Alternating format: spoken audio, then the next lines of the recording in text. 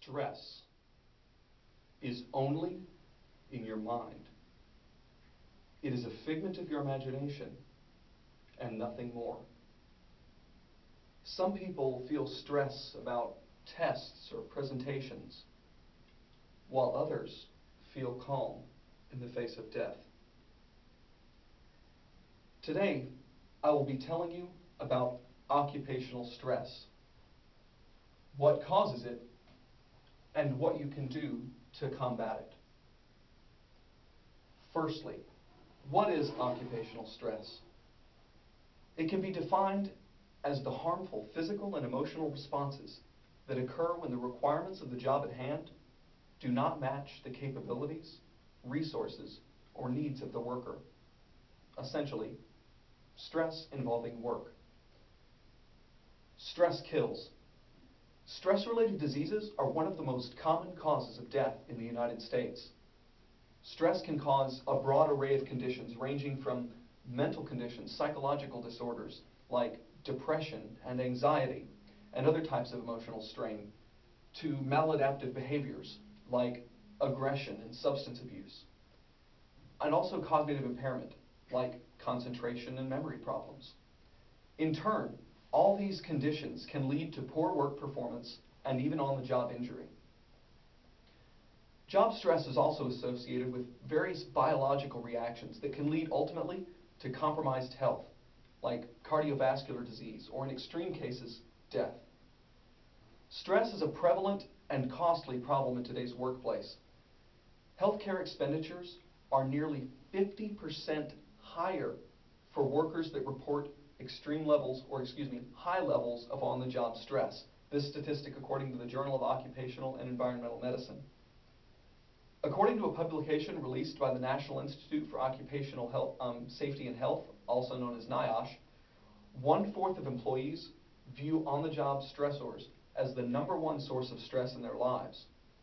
3/4 of employees believe that the average worker today experiences more on-the-job stress than the worker of the previous generation. Most alarmingly, on-the-job stressors are more strongly associated with health complaints than any other life stressor, including family and financial problems. Stress and changing work cycles can cause various drastic changes in the brain. Several chemicals are most predominantly affected: dopamine, serotonin, and melatonin. Dopamine is a brain chemical that transmits, "I'm happy, I feel satisfaction from what I'm doing right now." When you're stressed, your brain slows production of dopamine.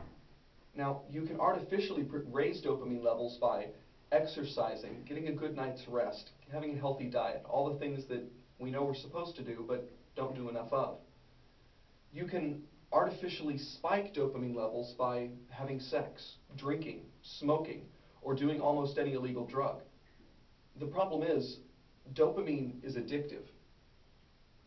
Melatonin and serotonin, on the other hand, are excreted by the pineal gland, and these two brain chemicals regulate wakefulness, sleepiness, relaxation, and a host of other things. The pineal gland is perhaps, in and of itself, more mysterious than the brain. It's smaller than a grain of rice, and it's the very first organ to develop when you're in the womb. It regulates your body's 24-hour cycles, your sexual development, and your metabolism. Lighting has an effect on the pineal gland and on moods and levels of wakefulness. Lighting and its effects on stress hormones is this section. The illumination provided at eye level in a normal artificially lit room, such as this one here, is commonly between 50 and 100 foot candles, or less than 7% of the light that is outside in the shade on a sunny day. You get more light from 30 minutes outdoors than you do from 16 hours under indoor artificial lighting. Visible light is able to penetrate all mammalian tissues to considerable depth. In fact, visible light has even been found in the brains of living sheep, or detected in the brains of living sheep. It's not exactly found unless it's found in particle form, but that's another topic. Now, the rates at which the various hormonal glands secrete hormones varies with cycles that approximate 24 hours. In human beings who start waking at night and sleeping during the day, essentially working the night shift, it can take 5 to 10 days for the hormonal rhythm to adapt to the change in schedule. And even so, it's not a very thorough adaptation. Even when isolated from light cues for long periods of time, hormonal patterns still run on a 24-hour cycle.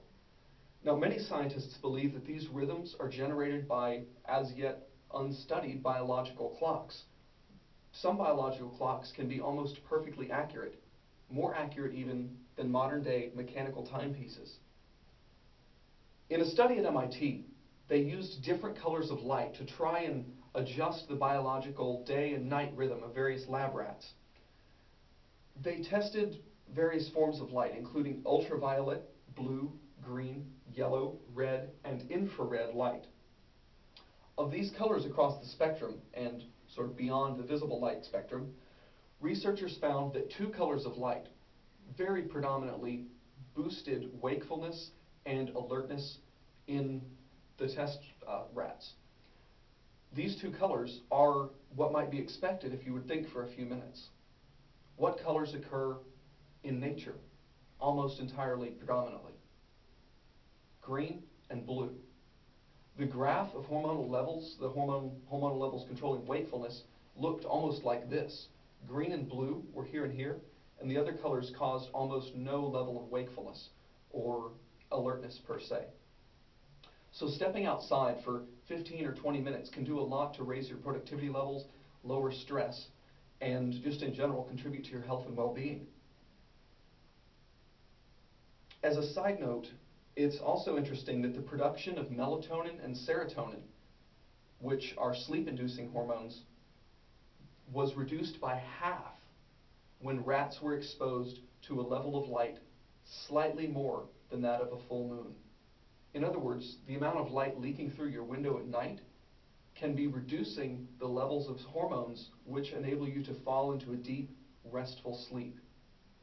So if you have light leaking through a window, you might want to consider blocking that out in your bedroom. Make sure you have computer screens and the like turned off or blocked out. So in other words, a tiny amount of light can keep you from sleeping optimally at night. So far, I've sort of given you a nuts and bolts of description of the brain's biological responses to stress and ways that you can sort of tweak these responses to your benefit. This is where you sort of assemble them into a greater understanding of work shifts and how they can stress the body. Most researchers agree that shift work and long hours have a range of bad effects on mental and physical health. A shift worker is defined as a person who replaces another during the workday so that the number of operating hours of the business exceeds that of any particular individual. Shift workers are usually subject to disturbed biological rhythms caused by working early in the morning or late at night. And unfortunately, living with a disturbed biological rhythm causes problems later in life. If shift work can't be avoided, be sure that you get plenty of sunlight when possible, when you need to be awake, and black out your sleeping room entirely. Supplementing with melatonin is a cheap, natural, healthy, and extremely effective way to induce sleepiness when the need presents itself. The second topic of this presentation is the causes of occupational stress. It can be caused by a wide variety of factors like a hostile work environment, shift work, uncertainty about job security, underutilized abilities, and a disparity between job demands and personal ability to fulfill those demands. A little bit more detail on job conditions that can lead to stress is the design of tasks, management style, interpersonal relationships, work roles, career concerns, and environmental conditions. I'll speak a little bit about each of these now. Designing tasks properly is important for reducing stress levels in the workplace. A heavy workload, infrequent rest breaks, long work hours and shift work, hectic schedules, and extremely routine and repetitive tasks that have little inherent meaning and do not utilize workers' skills can all lead to increased levels of on-the-job stress. Secondly, management style. If workers feel that they lack personal involvement in decision-making or in their personal workload and how they tackle those problems, or if there's poor communication in the organization, especially between workers and their supervisors, and a lack of family-friendly policies can lead to increases in organizational stress due to poor management style. Thirdly, interpersonal relationships are important to all humans, both in the workplace and in private life. A poor social environment and lack of support from coworkers and supervisors can also boost occupational stress. Work roles. Conflicting and ununderstandable, in a sense, job expectations and too much responsibility, too many hats to wear. These things can also contribute to workplace stress just because the person doesn't entirely know the limits and boundaries of their job description and what they're supposed to do. Again, a well-written job description can help this. Fifthly, career concerns. Job insecurities and a lack of opportunity for growth in the workplace can also lead to on-the-job stress. Fifthly, environmental conditions. A noisy workplace that is dangerous or unpleasant, crowded, air pollution, and ergonomic problems, these things can all just sort of stack and pile one upon the other, leading to sort of an everyday nagging grind, just small things that stack up and disturb the employee.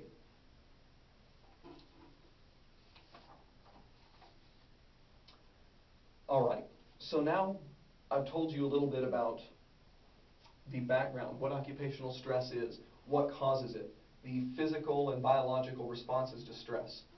But now I'll tell you a little bit more about reducing occupational stress. Firstly, as a manager, step one is to identify the problem. Group discussions among managers and labor representatives and employees can provide rich sources of information for the managers to act upon. Such discussions can be all that you need to track down and identify what portions of the workplace can be improved. Now, in a large organization, such discussions can help design formal surveys for gathering input about stressful job situations and the like.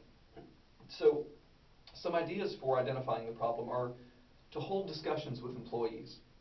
Design an employee survey, especially if you're a larger organization or have a large office complex per se, or if you are dispersed across several locations. Measure employee perceptions of job conditions, stress, health, and satisfaction, and collect objective data. And then finally, analyze that data to identify problem locations and stressful job conditions. Pardon me. Once this data has been collected, design and implement interventions for each of the aspects that you find to be problem areas. And from here, the stage is set for design and implementation of an intervention strategy. Step 3 is to evaluate the interventions. Evaluation is an essential step in the intervention process. It's necessary to determine whether the intervention is working and whether changes in direction are needed. Also, ensuring that the workload is in line with various employees' capabilities and abilities is very important.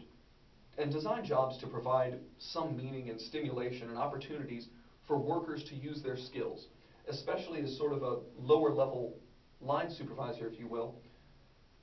Getting to know your various employees and assigning them tasks that they will personally find interesting or rewarding, or something that they can do that few other people in the workplace can do, can provide them with motivation and encouragement and sort of fuel and drive, that they will feel that they are needed and wanted. Clearly defining workers' roles and responsibilities. Don't leave anything to chance. Clearly define what it is they're supposed to do, and in many cases, the edges of that may be a bit fuzzy, which is understandable. But Define it as clearly as possible. Give workers opportunities to participate in discussions and decisions about the workplace and about their jobs and responsibilities. And improve communications. Reduce uncertainty about career development and future employment prospects. Also, providing opportunities for social interaction among workers is also good. Although in smaller, more tight-knit workplaces, this can happen just naturally in and of itself. But especially in larger workplaces, sometimes small gatherings or get-togethers can happen, and properly administered, these will be beneficial. Improperly administered, workers can feel, that these are sort of awkward or obligatory. And establishing work schedules that are compatible with demands and responsibilities outside the job is also important. Family responsibilities are another extreme stressor in the workplace, and ensuring that employees are able to take care of their family members when necessary can go very far in improving their on-the-job performance. Also, combating workplace discrimination, whether based on race, gender, national origin, religion, or language, can also go far to sort of improving workplace camaraderie. And if necessary, bring in an objective outsider like a consultant to suggest a fresh approach to a persistent problem, sort of how it was represented in the movie Office Space, which that was something of a poor representation. Introducing a participative leadership style, as I've mentioned a number of times before, to involve as many subordinates as possible can help resolve stress-producing problems before they start or even after they start. In conclusion, the variety of stressors and work schedules in organizations are probably greater now than they have been at any point in the past. Unfortunately, stress leads to a wide variety of health problems and can shorten your life. Managers can help reduce workplace stress by designing workloads properly, ensuring that lines of communication are efficient and open, and ensuring that motivated employees have the chance to stretch their legs once in a while, to stretch their mental legs, and to work on something that they view as important and vital to the workplace. Also, recognizing the biological links between stress, ill health, and shift work is absolutely necessary. If managers recognize these links and adapt all this information accordingly, I predict that productivity will rise, work absences will be reduced, and overall employee health will improve. Remember, stress is only in your mind, and we can all do to manage it a little better. Thank you.